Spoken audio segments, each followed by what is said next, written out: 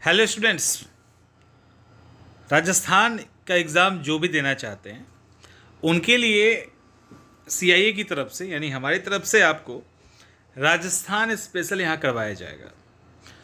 Rajasthan exam देने में जो सबसे बड़ा बैरियर है ना, वो राजस्थान स्पेशल ही है। राजस्थान का कल्चर इतना अधिक वाइड है और इतनी अधिक विविधताएं हैं और बहुत सारी चीज़ें हैं जिसके कारण जो कल्चर का पोर्शन है खासकर ना, वो भारी पड़ जाता है। तो हम लोग राजस्थान स्पेशल के दौर में सबसे पहले कल्चर को कवर करने की कोशिश करेंगे। एक एक करके टॉपिक आपको पूरा करवा दिया जाएगा और इससे रिलेटेड जो नोट्स है वो भी अवेलेबल हो जाएंगे। जो गुरु दक्षिणा वाला बैच है ना, उसके अंदर वो कुछ दिनों के अंदर आपको दिखने लगेगा। सबसे पहले हम लोग बात करते हैं राजस्थान के लोक देवता की, फिर उसका लोक देवी की। देखिए, अगर हम राजस्थान की बात करें तो राजस्थान में लोक देवता का की बहुत ही मान्यता है। लोक देवता और लोक देवी दोनों ही की, और ये थोड़ा सा डिफरेंट है। ये हमारे यहाँ जो सामान्यतः देवी देवता वाला कॉन्सेप्ट है उससे ये थोड़ा सा अलग है। यहाँ के लोक देवता कोई पौराणिक जो एकदम से कहते हैं ना, महाभारत गीता इन सब में है, वो देवता नहीं है। यहाँ क्या है कि आम लोगों के बिलीव पे, आम लोगों को फ़ायदा पहुँचाने, उन लोगों को जो फ़ायदा हुआ उनसे, उनके ऊपर एक बिलीव बना और उसके कारण उनका जहाँ जन्म हुआ या जहाँ उन्होंने अपने काम किए या जहाँ लोगों की भलाई की, वो सब आज तीर्थ स्थल हो चुका है। और कमाल की बात यह है राजस्थान के खास करके लोक देवता में कि वहाँ पे हिंदू हो कि मुस्लिम हो फ़र्क नहीं पड़ता, सब लोग उनके पास जाते हैं। ठीक है, वहाँ हिंदू मुस्लिम ये नहीं बटा है। आप गोगा जी में चले जाएं, आप पाबू जी को माने, और सब जैसे हिंदू है अपने हिसाब से मान लेगा, मुस्लिम अपने हिसाब से उनको पीर मान लेगा। मतलब ये खूबसूरती है वहाँ की। और ये लोक देवता जो हैं, जैसे आप हिंदू रिलीजन से अगर कोई बिलोंग करता है तो आप सबको पता होगा हर एक फैमिली के पास कोई ना कोई लोक देवता या लोक देवियाँ होती है। तो जो हिंदू रिलीजन जो मतलब वैसे हैं, उनके घर के अंदर लोक देवी लोक देवता होता है और उसकी पूजा घर के लोग ही करते हैं।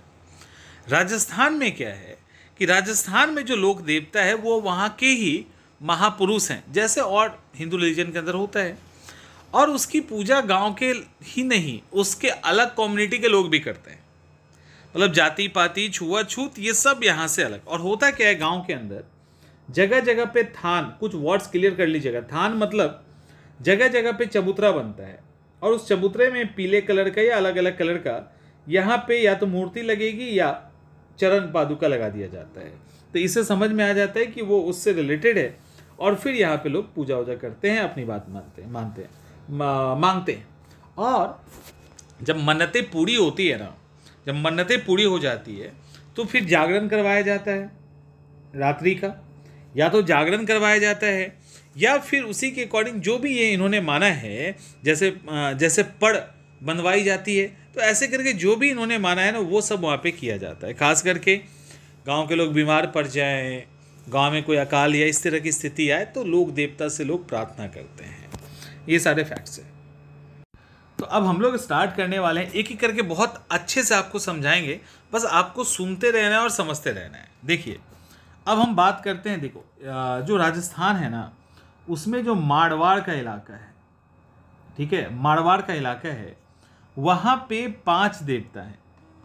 5 देवता हैं, उनको पंच पीर कहते हैं। उन 5 देवता को पंच पीर कहा जाता है। ये पंच पीर क्या है? पंचपीर में पहले पाबू जी आएंगे, फिर हरबू जी आएंगे, फिर रामदेव जी आएंगे, गोगा जी आएंगे और एक आएंगे, यानी 4 हो गए। पाबू जी, हरबू जी, रामदेव जी और गोगा जी। और चौथे थोड़ा सा लंबा नाम है, मंगालिया मेहा जी। तो मंगालिया मेहा जी को मिला दीजिए तो 5 लोक देवता मारवाड़ के आसपास आपको ज़्यादा देखने को मिलेंगे। एक एक करके सारे देवता को देखते हैं हम लोग। पाबू जी की बात करें तो पाबू जी का जन्म राठौर वंश में हुआ है। ठीक है, तो राठौर वंश से पाबू जी बिलोंग करते हैं। 1296 में 1296 में इनका जन्म जोधपुर के फलौदी में हुआ था। जोधपुर के फलौदी में इनका जन्म हुआ था। ठीक है, अब हुआ क्या, यहाँ पे कहानी बहुत सारा है। इनके पिता का नाम धागल जी राठौर, माता कमला देह। देखिए, ये बेसिकली जो राठौर डायनेस्टी के वंश के राव सिंहा है ना, उनके वंशज माने जाते हैं। इनकी शादी की कहानी है पाबूजी की।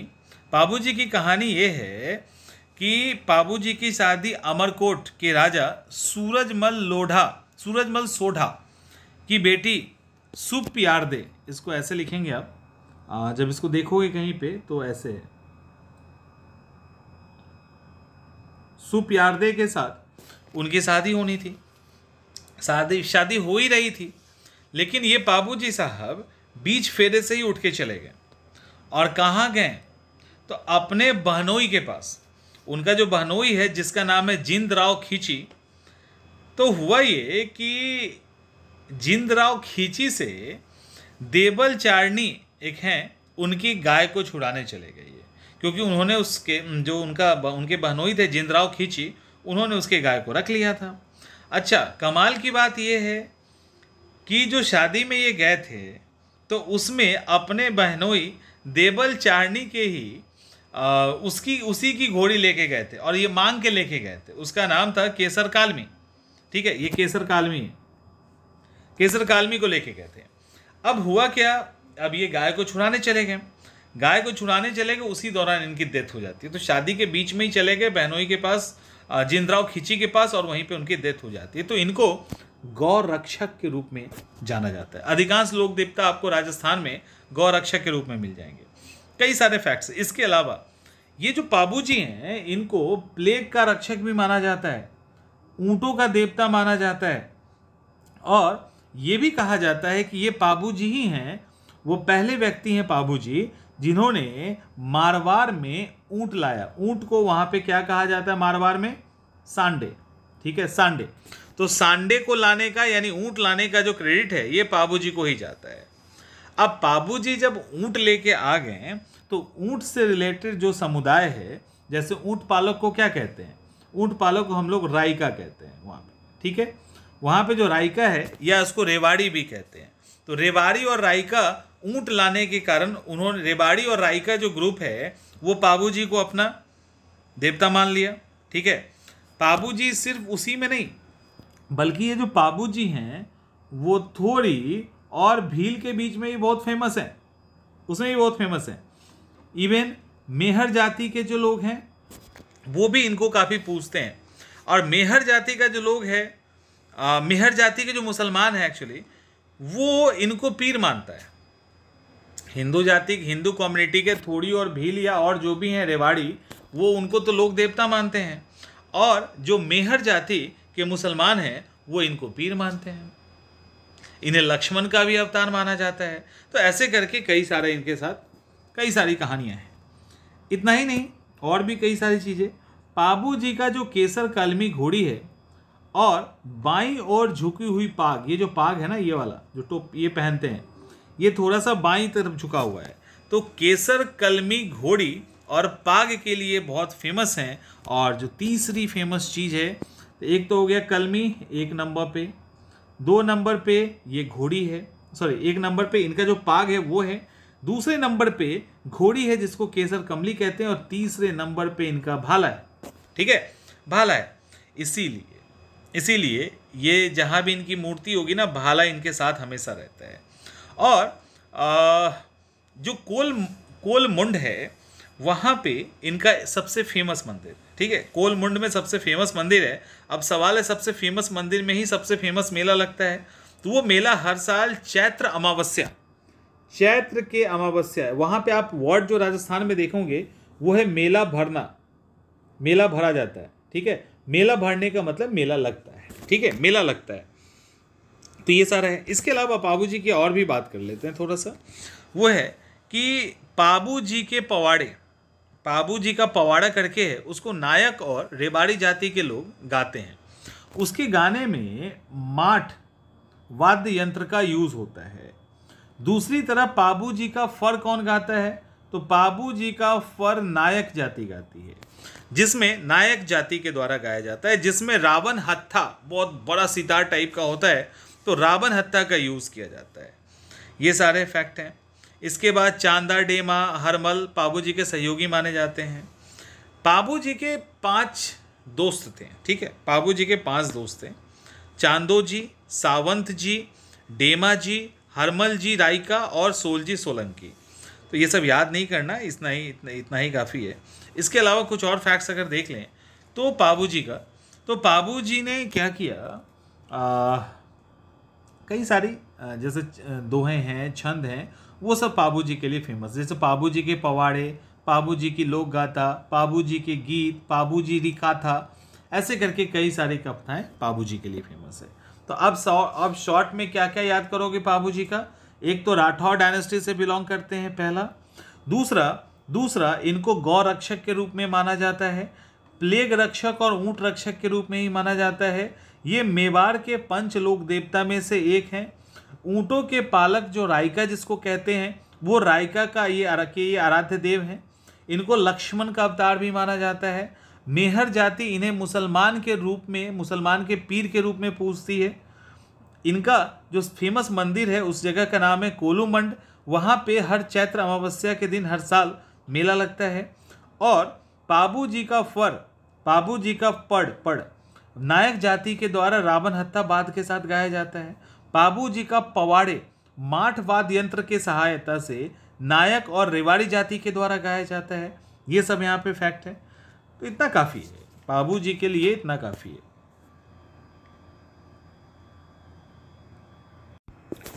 अब बात करेंगे हम लोग हड़बू जी की। ये है हड़बू जी, ठीक है। हड़बू जी को आप देख रहे हो, ये देखो हड़बू जी नागौर, सबसे पहले याद रखिएगा, हड़बू जी नागौर यानी भुंडोल जगह है नागौर में, वहाँ के राजा मेहाजी सांखला के बेटे यानी राजा के बेटे हैं। और कमाल की बात यह है कि उस समय इनके कंटेम्प्ररी बहुत ही फेमस राव जोधा थे, ठीक है। राव जोधा मारवाड़ के फेमस कंटेम्प्ररी थे, देखिए। और ये जो हड़बू जी हैं वो एक और लोक देवता जो बहुत फेमस है, रामदेव जी, अभी हम लोग आगे देखेंगे भी। रामदेव जी के मौसेरे भाई हैं ये, और उनसे ही इंस्पायर्ड होकर इन्होंने अस्त्र शस्त्र छोड़ दिया और योगी बालीनाथ से उन्होंने दीक्षा ली, और उसके बाद समाज सुधार के लिए ये टूट पड़े, मतलब समाज सुधार ही करते रह गए।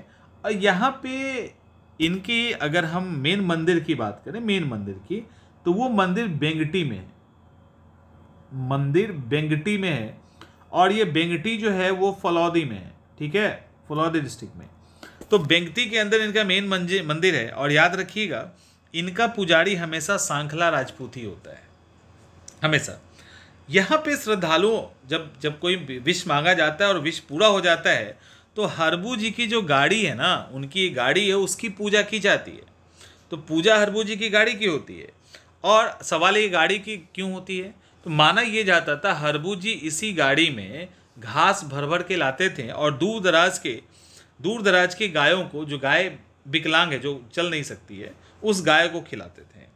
हड़बू जी के बारे में कहा जाता है कि ये भविष्य मतलब एस्ट्रोलॉजर वाला काम बढ़िया करते थे और सही भी होता था। और साथ में हड़बू जी मारवाड़ के पंच पीरों में से एक हैं, ठीक है, पंच पीरों में से एक हैं।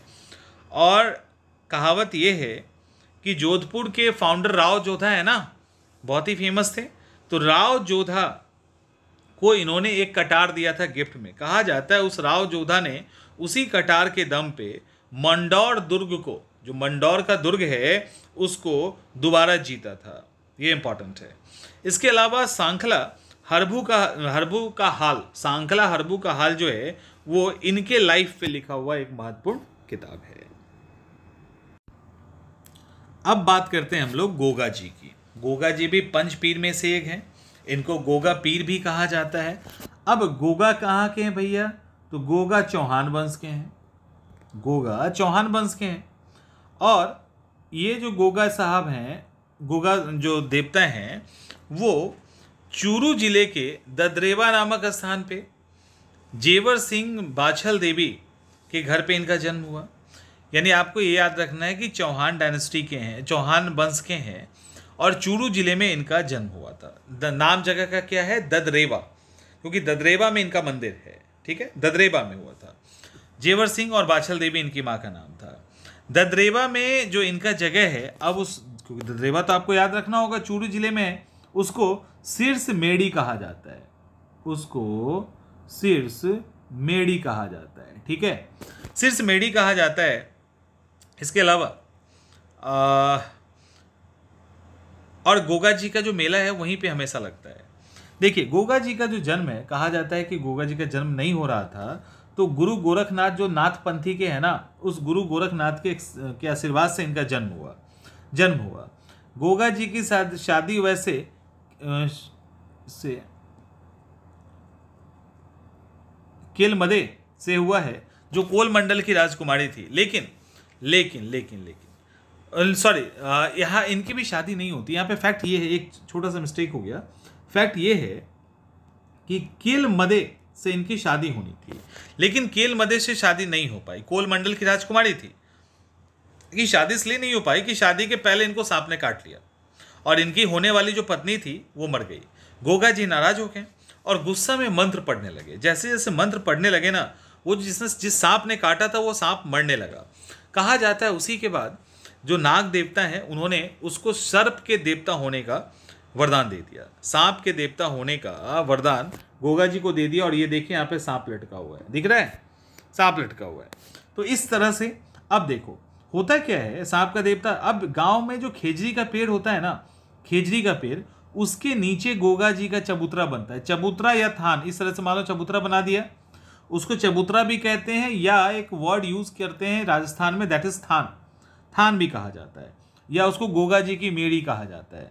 उसमें होता ये है कि पत्थर, जैसे यहाँ पे पत्थर है ना, वो पत्थर बनेगा, इसके ऊपर इनके चरण यानी पैर का डिजाइन बनेगा, और उस जो फर्श है उस पे अलग अलग तरह के सांपों का डिजाइन भी बनेगा, ठीक है। तो सांपों को भी उसके ऊपर उत्कीर्ण किया जाता है। गोगा जी को गाय रक्षा के लिए और मुस्लिम आक्रांताओं यानी मुस्लिम अटैक, खासकर महमूद गजनबी से जब आया था, उस समय देश की रक्षा करते हुए उन्होंने अपने प्राण त्याग दिए थे। तो इसीलिए उनको लोक देवता के रूप में पूजा जाता है।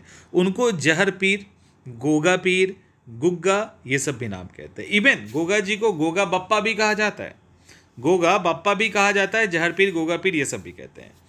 इनको सांप का देवता माना जाता है, क्योंकि सांप का आपको पता है कहानी अभी क्या हुआ था। तो सांप का देवता माना जाता है। और यहाँ पे कमाल की बात ये है कि इनका मतलब सोचो इम्पैक्ट कितना है, असर वहाँ पे कितना है लोगों में, कि राजस्थान में जब किसान बारिश के बाद हल जोतते हैं ना, तो पहले गोगा जी के नाम की राखी बांधी जाती है, जिसको गोगा राखड़ी कहा जाता है, क्योंकि उन लोगों का उनका आवाज़ जो है ना उसमें थोड़ा सा हार्ड टोन है, तो गोगा राखड़ी कहा जाता है। उस राखड़ी को ये क्या करते हैं, हल में बांधते हैं, ठीक है, हल में बांधते हैं। इसके अलावा कोई अगर सांप को काट ले तो वहाँ पे गोगा जी के नाम से तांती बांधी जाती है, ताकि वो आदमी मरे ना। तो ये सारा है फैक्ट। अब आपने देख लिया कि वहाँ पे इनका जन्म कहाँ हुआ था। इनका जन्म चूरू जिले के ददरेवा में हुआ था ना।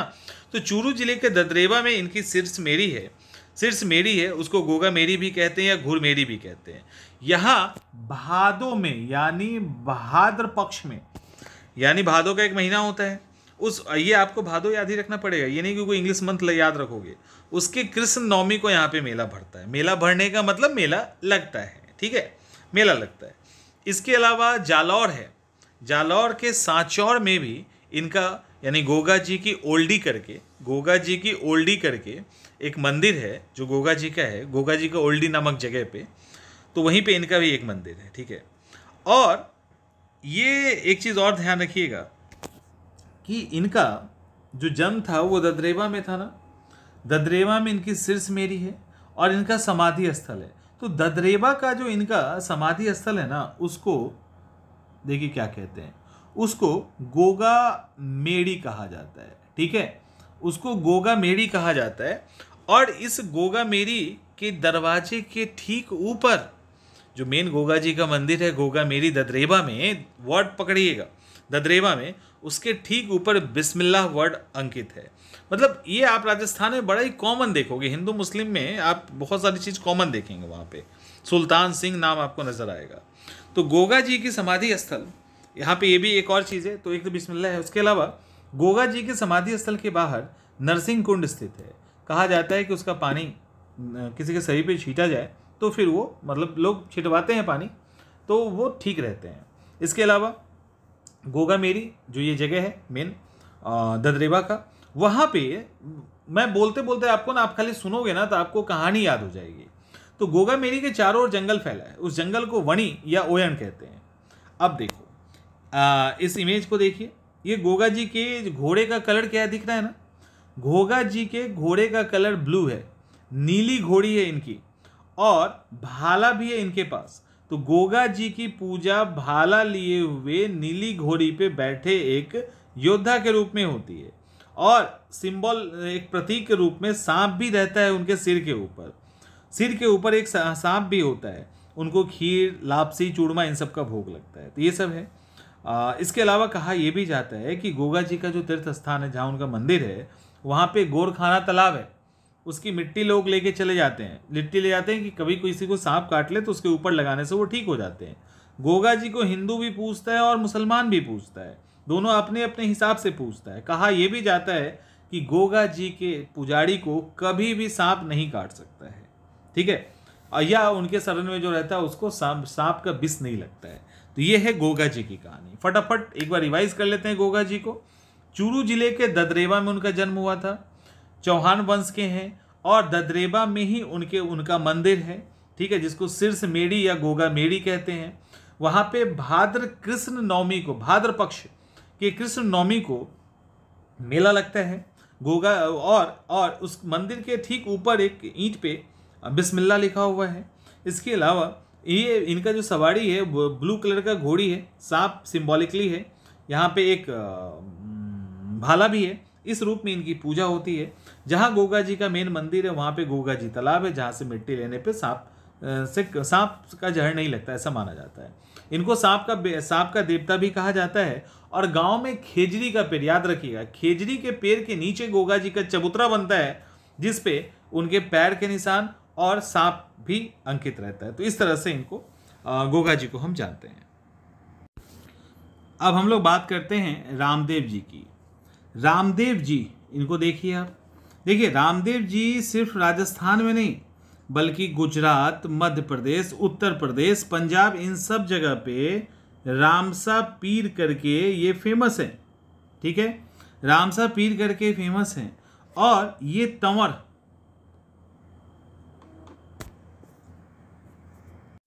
और ये ध्यान रखिएगा, ये जो हैं वो तंवर वंश से बिलोंग करते हैं, तंवर वंशीय ठाकुर हैं।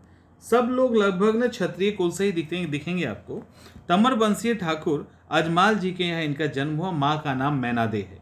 अच्छा, ये अर्जुन के वंशज माने जाते हैं, ये अर्जुन के वंशज माने जाते हैं। इसके अलावा राम जी का जन्म की अगर हम बात करें तो राम जी का जन्म जो है ना भाद्र शुक्ल द्वितीय को हुआ था, बाड़मेर में सिब तहसील में, यानी इनका जन्म बाड़मेर का है, सिब तहसील के अंदर हुआ है। और इन्होंने बिल्कुल जीवित समाधि ली है, यानी ये जिंदा मरे हैं, ठीक है, जीवित समाधि ली। अब सवाल है कि जीवित समाधि इन्होंने कहाँ ली? तो जीवित समाधि उन्होंने रुनीचा के राम सरोवर के किनारे उन्होंने बिल्कुल जीवित समाधि ली है, और वो भी भाद्र पक्ष के एकादशी के दिन। इनकी शादी अमरकोट के जो अभी पाकिस्तान के अंदर है उसमें सोढ़ा राजपूत की बेटी थी, जिसका पिता का नाम था दलय सिंह, भूल जाइए, निहालदे जिसको कहते हैं, निहालदे के साथ रामदेव जी की शादी हुई थी। तो ये मतलब रामदेव जी बहुत ही फेमस देवता में वहाँ के गिने जाते हैं। रामदेव जी की अगर हम बात करें तो किसी भी तरह का ऊंच नीच छुआछूत उनको नहीं पसंद था। वो सामाजिक समरसता यानी इक्वलिटी की बात करते थे, और उन्होंने सभी जातियों को, खास करके जो लोअर क्लास की जातियां हैं और सभी समुदाय के लोग उनको पूछते हैं, ठीक है, क्योंकि और वो एक रिफॉर्मर के रूप में जाने जाते हैं, वो अपनी वीरता और रिफॉर्मर के रूप में जाने जाते हैं। हिंदू जो है ना उनको कृष्ण का अवतार कहते हैं, कुछ हिंदू उनको विष्णु का अवतार कहते हैं, ठीक है। और उनके बड़े भाई हैं, उनके जो बड़े भाई हैं जिनका नाम बीरम देव है, उसको बलराम का अवतार कहते हैं। यानी कृष्ण और विष्णु का अवतार इनको मानते हैं और बीरम देव को बलराम का अवतार मानते हैं। इसके अलावा जो मुसलमान हैं वो इनको अलग ही नाम देते हैं। मुसलमान जो है इनको रमसा पीर कहते हैं, ठीक है। मुसलमान रमसा, तो हर तरीके से इनकी पूजा हर तरह के लोग करते हैं। और इसके अलावा इनके गुरु का नाम भी बालीनाथ था, ठीक है। इनके गुरु का नाम भी बालीनाथ था, ठीक उसी तरह से जैसे हरबू जी के गुरु का नाम बालीनाथ था, क्योंकि हरबू जी और रामदेव जी दोनों क्या हैं, दोनों मौसेरे भाई हैं, ठीक है। तो इनके भी गुरु का नाम बालीनाथ था। एक्चुअली कहानी ये है कि रामदेव जी ने क्या, रामदेव जी की बहादुरी की ऐसी चर्चा नहीं है। रामदेव जी बचपन में ही पोखरन, जो जहाँ पे सातलमेर करके एक जगह है, वहाँ पे एक तांत्रिक भैरव राक्षस का उन्होंने वध कर दिया था और उसको समाप्त कर दिया, जिसके कारण वहाँ के जो लोग थे वो आज़ाद हो गए। तो उसके का वहाँ पे उसी जगह पे, यानी जो पोखरन कस्बा है, उसको उन्होंने रामदेव जी ने ही पुनः बसाया था और उसी के पास राम सरोवर करके एक झील है, उसका निर्माण करवा दिया था। और ये जो रामदेवरा है वही जगह जहाँ पे रामदेवरा, जहाँ पे उन्होंने राक्षस को मारा, रामदेवरा आज के डेट में बहुत ही फेमस जगह है, बहुत ही बड़ा मंदिर है वहाँ पे। और भाद्र पक्ष शुक्ल द्वितीय को, भाद्र पक्ष के शुक्ल द्वितीय को, एकादशी को के दिन वहाँ पे विशाल मेला भरता है। भरने का मतलब आपको बता दिया, मतलब मेला लगता है, ठीक है। तो वो आप ध्यान दीजिएगा। और यहाँ इस मेले में हिंदू भी आते हैं और मुस्लिम भी आते हैं और उसी श्रद्धा के साथ आते हैं दोनों ही। तो ये सब फैक्ट्स है। इसके अलावा ये इसी मेले में एक और अट्रैक्शन है, ठीक है। ये जो मेला भरा जाता है ना इनका रामदेवरा रुनीची के पास, उस मेला का अट्रैक्शन ये है कि वहाँ पे कांवर जाति की स्त्री हैं। ये कांवर जाति की जो महिलाएं हैं उनके द्वारा 13 ताली, और ये जो 13 ताली है ना, आप अगर यूपीएससी की तैयारी कर रहे हो या अदर पीसीएस की भी तैयारी कर रहे हो, तो 13 ताली एक लोक नृत्य है, किस स्टेट से संबंधित है, ये सवाल पूछा जाता है। और जब राजस्थान के अंदर आएंगे तब तो बनता ही बनता है ये सवाल। तो रामदेव जी की भक्ति में ही ये 13 ताली डांस किया जाता है। और कांवड़ जाति, ठीक है, कांवड़ जाति की महिलाओं के द्वारा किया जाता है, ये भी ध्यान रखिएगा। राजस्थान में लोक नृत्य को बहुत ही रिस्पेक्ट की नज़र से देखा जाता है। इनका एक और मंदिर है जोधपुर के पास, मसूरिया पहाड़ी के पास, ठीक है। उसके अलावा फिर चित्तौड़गढ़, अलग अलग जगह मेले हैं, अलग अलग जगह ये लगता है। इवन राजस्थान से हट जाइएगा तो गुजरात में भी इनका मंदिर है, उसको छोटा रामदेवड़ा कहा जाता है, तो वहाँ भी मेले लगते हैं। होता क्या है, रामदेव जी का जो भी सिंबल है ना, जो प्रतीक है, उसको खास करके एक खुला चबूतरा बनेगा। उस खुले चबूतरे पे एक मतलब इस तरह से स्क्वायर या गोल राउंड बना दिया जाता है खुले चबूतरे पे। उस पे मार्बल का, या तो मार्बल या पीला पत्थर, खास करके पीला पत्थर का यूज़ किया जाता है, और इनका चरण बना दिया जाता है। उसी को खास करके ये लोग पूजते हैं। यहाँ पे एक चीज़ और ध्यान रखिएगा, लगभग गांव में इसी तरह से रामदेव जी की पूजा होती है। इनका जो मेघवाल भक्त है ना, उस मेघवाल भक्त जनों को रिखिया कहा जाता है। ये भी पूछा जा सकता है, डीप में अगर जाएगा ना तो रिखिया कहा जा सकता है। और रामदेव जी के भक्त इनको बड़े ही प्यार से कपड़े का घोड़ा, जो भी मन्नत पूरा होता है ना, तो इनको रामदेव जी को कपड़े का घोड़ा बना हुआ चढ़ाते हैं। और रामदेव जी का जो घोड़ा था उसका नाम लीला था। ये जो घोड़ा है ना इनका, उसका नाम लीला था। तो इस तरह से फैक्ट है। और लगभग एक सवाल के आसपास जो है ना वो रामदेव जी से बन जाता है। एक सवाल की उम्मीद आप रख सकते हो, क्योंकि कई फैक्ट्स हैं इनसे, और बहुत ही फेमस वहाँ के देवता में से एक है ये। देखिए रामदेव जी, एक और याद रखिएगा रामदेव जी के बारे में, कि रामदेव जी जो भादो का पक्ष होता है ना, भाद्र पक्ष, उसके शुक्ल द्वितीय को रामदेव जी का अवतार हुआ था, ऐसा लोग मानते हैं। तो भाद्र पक्ष के शुक्ल द्वितीय को रामदेव जी का अवतार हुआ था, ऐसा लोग मानते हैं। इसीलिए उस दिन को बाबे री बीज भी कहा जाता है। बाबे री बीज भी कहा जाता है, मत याद करना चलेगा। अब जो याद करना है आपको वो ये है, आज बागेश्वर धाम वाले पर्चा निकालते हैं ना, इससे रिलेट कर लीजिएगा। बाबा रामदेव के चमत्कार को पर्चा कहा जाता है। बाबा रामदेव का जो भी चमत्कार होता है उसको पर्चा कहते हैं। और उनके भक्तों के द्वारा गाए जाने वाले जितने भी भजन हैं उसको ब्यावले कहा जाता है, ठीक है, ब्यावले कहा जाता है। रामदेव जी के मंदिर को देवरा कहते हैं। ये सब फैक्ट्स ध्यान रखना है। रामदेव जी के मंदिर को देवड़ा या देवल कहा जाता है। इसके अलावा इनका जो झंडा होता है या तो उजला होगा या 5 रंग का होगा। ठीक है, 5 रंग का होगा, या तो श्वेत होगा या 5 रंग का होगा। उसको हम लोग नेजा कहते हैं। ठीक है, नेजा कहते हैं। ध्वजा पे लाल रंग के कपड़े से रामदेव जी के चरण बने होते हैं। इस तरह का जो ध्वजा होता है ना, इस पे इनका चरण बना होता है। और ये रामदेव जी ऐसे ही नहीं थे। रामदेव जी एकमात्र ऐसे लोक देवता है जो कभी भी रह चुके हैं। और सवाल पूछा गया है, ठीक है, सवाल पूछा गया है कि 24 बाणियां किसने लिखी है? 24 बाणियां किसने लिखी है? तो 24 बाणियां लिखने वाले यही रामदेव जी हैं। ये कवि थे। ठीक है, अब देखो फैक्ट रिलेट करो। आप हमारे साथ फैक्ट को रिलेट करने की कोशिश कीजिए। देखिए, वैसे याद नहीं होगा, आप रिलेट नहीं करेंगे तो, लगातार नहीं होगा तो अच्छे से सुनिए इसको बस आप। देखो, रामदेव जी का जन्म आपको पता है कब हुआ था? भाद्र पक्ष, जो भादो था उसके द्वितीय को हुआ था ना।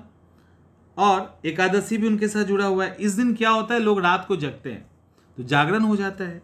उस जागरण को जम्मा कहते हैं। ठीक है, जागरण को जम्मा कहते हैं। लेकिन ये जागरण करता कौन है, किससे करवाया जाता है? तो ये जागरण ऋखियों से करवाया जाता है। और ऋखियों कौन है? ये ऋखियों कौन है?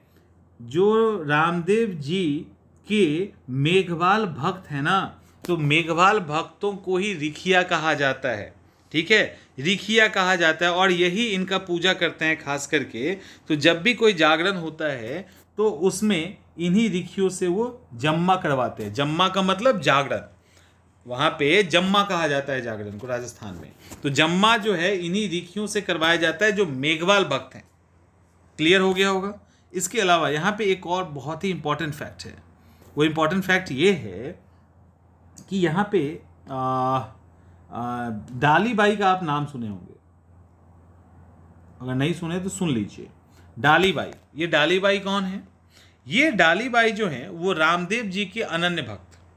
रामदेव जी ने इनको क्या किया, अपना धर्म बहन बना लिया, यानी अपना सिस्टर बना लिया। और हुआ ये कि रामदेव जी ने जो जीवित समाधि ली थी ना, वो तो जिंदा जिंदा समाधि ले लिए थे उन्होंने। तो वो जो उन्होंने जिंदा समाधि, और उन्होंने कब समाधि लिया था? उन्होंने एकादशी को समाधि लिया था। ठीक है, भाद्र पक्ष एकादशी को। इसीलिए भाद्र के द्वितीया और भाद्र के एकादशी को क्या होता है? जम्मा होता है, जागरण होता है, जिस जागरण को ऋखिया के द्वारा करवाया जाता है। ठीक है, ऋखिया के द्वारा करवाया जाता है। अब हुआ ये कि उस एकादशी के एक दिन पहले ये डाली बाई, जो उनकी बहन, मुंह बोली बहन हो गई थी, धर्म वाली बहन हो गई थी, उन्होंने समाधि ले लिया। ठीक है, उन्होंने जीती जागती जीवित समाधि जिसको कहते हैं वो ले लिया। तो वहाँ पे डाली बाई का मंदिर भी है। ठीक है, डाली बाई का मंदिर भी है। एक और इंपॉर्टेंट फैक्ट यहाँ पे फिर है, क्योंकि बहुत सारे फैक्ट्स जो है ना वो रामदेव जी के साथ है, इसलिए एक सवाल तो यहाँ से बन ही जाता है। मक्का से क्या हुआ कि 5 पीर आए हुए थे। मक्का से 5 पीर आए। जब 5 पीर यहाँ आए ना, तो रामदेव जी ने पंचपिपली स्थान पे उनको पर्चा दिया था। तो 5 पीर को इन्होंने पर्चा दिया। पर्चा का मतलब क्या होता है? चमत्कार दिखाना, उनकी इच्छा पूरी करना, दैट इज पर्चा। अभी जो धीरेन्द्र शास्त्री जी हैं बागेश्वर धाम वाले, तो वही करते हैं ना। तो उस तरह से उनको पर्चा दिया। इन 5 पीरों ने जब रामदेव जी का ये चमत्कार देखा ना पर्चा में, तो वो मंत्र मुग्ध हो गया और उन्होंने कहा, मैं तो केवल पीर हाँ, यानी हम तो केवल पीर हैं और थे पीरा का पीर, यानी हम तो केवल पीर हैं और तुम पीरों के पीर हो, ऐसा उनको कहा गया। तो इस तरह से उनका सभी जाति धर्म के अंदर, क्योंकि छुआछूत ये सब बिल्कुल ही नहीं मानते थे, रिफॉर्मर थे वो। और पता है आपको हरिजन को ये क्या कहते थे? हरिजन को कहते थे कि ये गले का हार है, ये गले का हार है, ये गले के हार के हीरे और मोती और मूंगे भी बताया इनको। चूरमा, मिठाई, दूध, नारियल, धूप, इन सब से इनकी पूजा होती है। ठीक है, रामदेव जी का पर जैसलमेर और बीकानेर में बांची जाती है। पर का मतलब गाना, उनका जो मतलब गीत संगीत है ना, उनसे रिलेटेड जो उनकी पूजा पाठ में यूज किया जाता है, दैट इज पर। और बांची जाने का मतलब उसको गाया जाता है, मतलब वो उनके सम्मान में किया जाता है। तो ये है। देखिए, खास करके जो रामदेवड़ा है ना, जो इनके पुजारी होते हैं, वो तंवर, खास करके तंवर राजपूत होते हैं। तो ये भी है। और ये जो तंवर राजपूत होते हैं, ये रामदेव की सौगंध अगर ले लिए तो उसको वो कहते हैं रामदेव जी की आण है, ये आण है। तो रामदेव जी का आण है, इसीलिए कभी उनका झूठा सौगंध नहीं खाते हैं।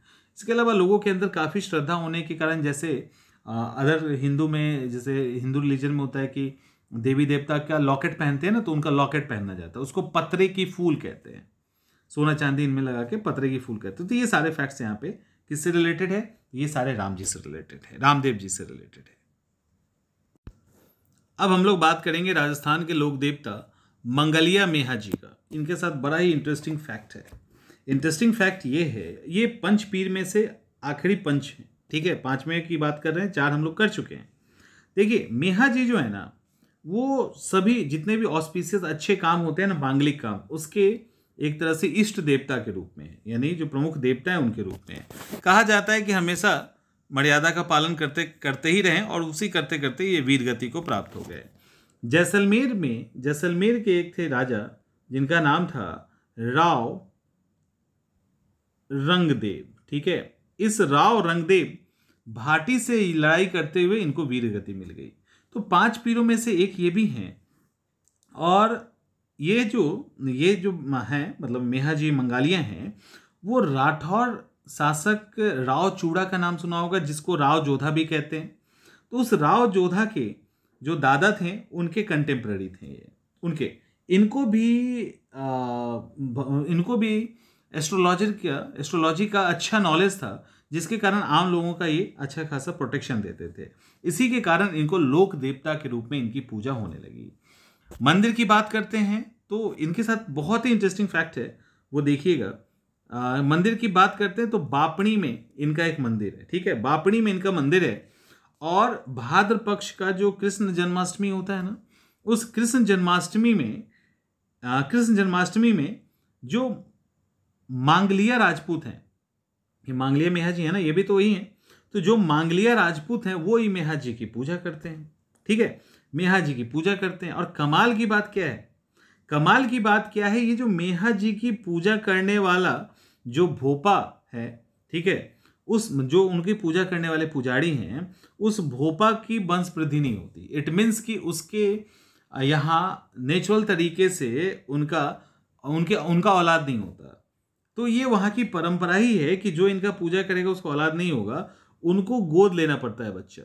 वो गोद लेकर ही अपनी पीढ़ी को आगे की तरफ बढ़ाते हैं। ये इंपॉर्टेंट फैक्ट है, ठीक है। तो ये ध्यान रखिएगा कि जो मेहा जी मंगालिया की पूजा करते हैं, उनकी वंश वृद्धि नहीं होती, वो गोद लेकर पीढ़ी को आगे बढ़ाते हैं। इनका घोड़ा, सबके पास घोड़ा है अपना अपना, सबको अपने घोड़े से बड़ा प्यार है। इनके घोड़े का नाम है किरण काबड़ा। तो किरण काबड़ा इनका घोड़ा है, ये ध्यान रखना, ठीक है। तो हम लोग अभी पंच पीर पे रुक जाते हैं, बाकी सारे फैक्ट्स एक साथ हम लोग नेक्स्ट वीडियो में कर लेंगे।